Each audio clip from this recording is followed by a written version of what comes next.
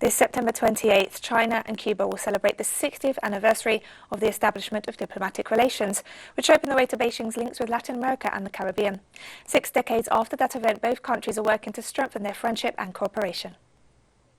6 decades after Cuba became the first Latin American and Caribbean nation to establish relations with China, both countries are working to consolidate their strategic connections in all sectors. Han Han, researcher at the Chinese Academy of Social Sciences, considers that this anniversary is an opportunity to promote stronger bilateral links in the future.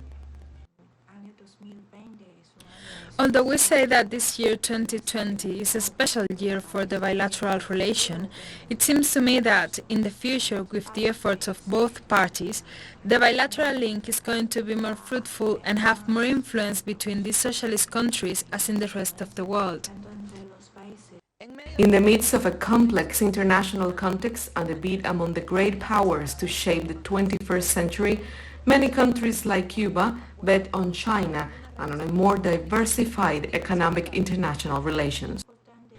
The most important thing is the diversification of the bilateral cooperation. For example, in China every day there is more demand to resolve for health to improve public health, and in this aspect I believe that Cuba has vast experience. The island also have a lot of knowledge on biopharmacy, and those are beneficial aspects to cooperate, and China has the possibility of producing more medicines both for China and for Cuba.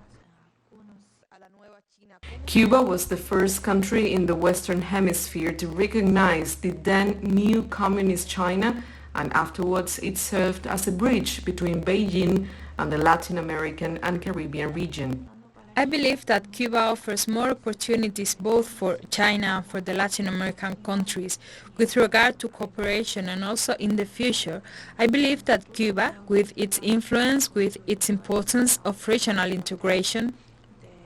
will help mirror to China culture of Latin America, and it's going to bring closer to the Latin American countries to understand the other side, and that seems to me is almost more important than the increase in commercial volumes, because without a mutual understanding, without a basis of understanding,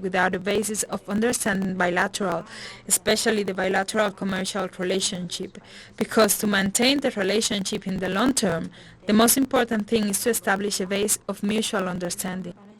With their specific pathways of development and construction of socialism, the example of how much both countries have gained due to their shared historical links demonstrates the need for a multipolar world in which no country imposes its hegemony over others.